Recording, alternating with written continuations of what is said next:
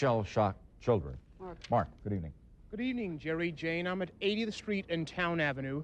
Police statistics indicate this neighborhood is by far the most violent in the entire city. Just 10 days ago, someone was gunned down right here on the sidewalk. Today, the body, the crime tape, of course, all gone.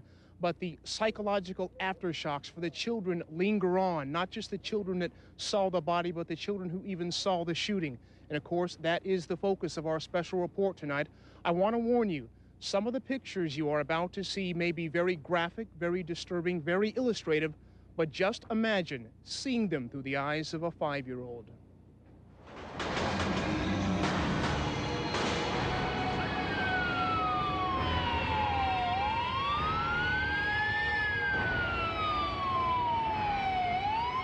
We've been jumping in L.A. We're the shooting king of the world. Tonight, one man is dead. A young man is dead. Painful stories of tragedy, trauma, and terror told nightly on local newscasts. But the stories of children traumatized by these events that never get told are just as painful. Don't cry, don't cry, don't cry. The phenomena from the external world begin to impact on the child very early on. My name is Tommy Lee Baker III, and I am 9 years old. And I seen my mama get shot. I seen other people get shot. I seen my mama get beat up on. Hundreds of South Central L.A. kids, just like Tommy Baker, are exposed to more violence in a single day than most of us see in a lifetime. Murders, suicides, sniper attacks, domestic violence, and rapes.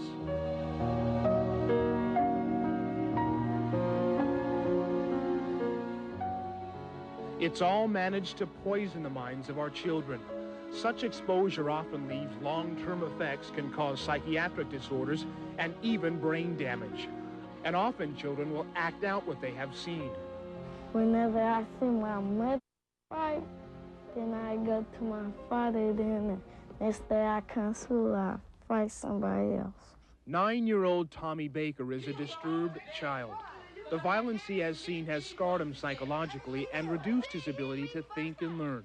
He attends a special school and receives psychiatric treatment every day. He has lived a life of hell. You're gonna have to put 11 take away. There you go. So you can put this one up here. He was born to a single mother addicted to PCP. Tommy says he has watched his mom shoot up, get beat up, and get shot. And for the first 8 years of his life, he was raised only by his mother in different homes and neighborhoods, yet all filled with violence. It's too many things I've seen. Doctors also say the exposure to violence has caused him to be hyperactive and destructive. Tommy's teachers say he kicks chairs and walls at school. He now lives with his dad, and the father blames himself for Tommy's troubles. His dad says he should have taken his son from his mother when Tommy was 4. But I waited 4 years later till he was 8. And that's 4 more years of hell going through hell. I had struck a match and I just threw up and then it burnt.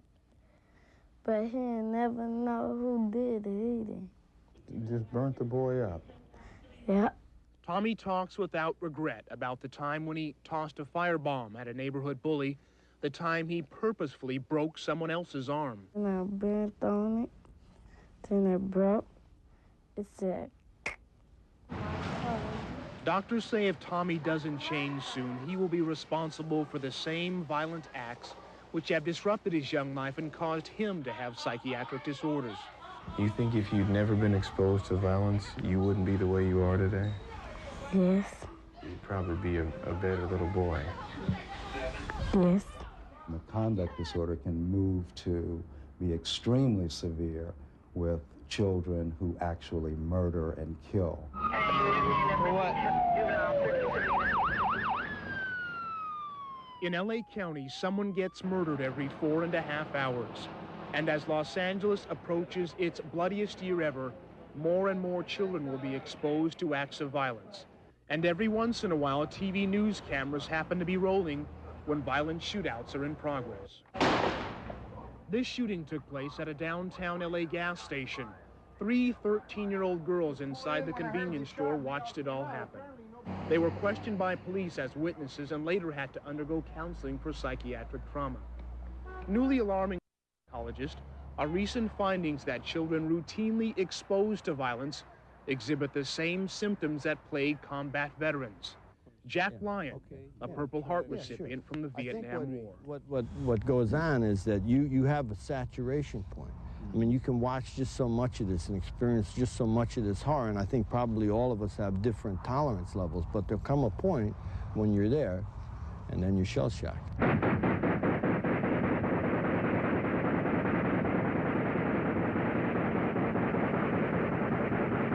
Many of the kids that we see in our crime, violence-ridden neighborhoods are veterans of community wars, and so that there is a close parallel. We see it every day. It all stopped because we can't even be on the streets no more. I seen my best friend get shot, and this old man get shot. How old are you? 5. You see this every day? Yeah. What we feel we were robbed of, in a way, was we lost a lot of innocence. We lost our youth. You're talking to kids 5 and 6 years old. What you're robbing them of is their childhood, man. Jack Lyon, Tommy Baker, and all these little boys who dodge bullets every day in South Central L.A. share something in common. Although the two battlefields are continents apart, the symptoms of war are the same. Symptoms known as post-traumatic stress disorder. How they were behaving, you might think they had a mental illness or were emotionally, something was wrong with them, when in reality they're in a perfectly normal reaction to an absolutely abnormal situation. What bothers experts most about post-traumatic stress disorder is that it can often lead to homicide and suicide. Like, say that this was the bus, then I had slid under the bus wheel. You would slid under the bus wheel on purpose to try to kill yourself. Yep. Yes.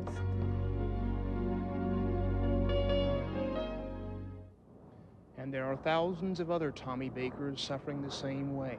Coming up tomorrow in part 2 of Shell Shocked, we spend 24 hours with another shell-shocked child in another violence-infested neighborhood, and during the time we spent with him, we happened to capture a gang shootout on camera that took place right in front of his house. All that coming up tomorrow in part 2 of Shell Shocked. Jerry, Jane?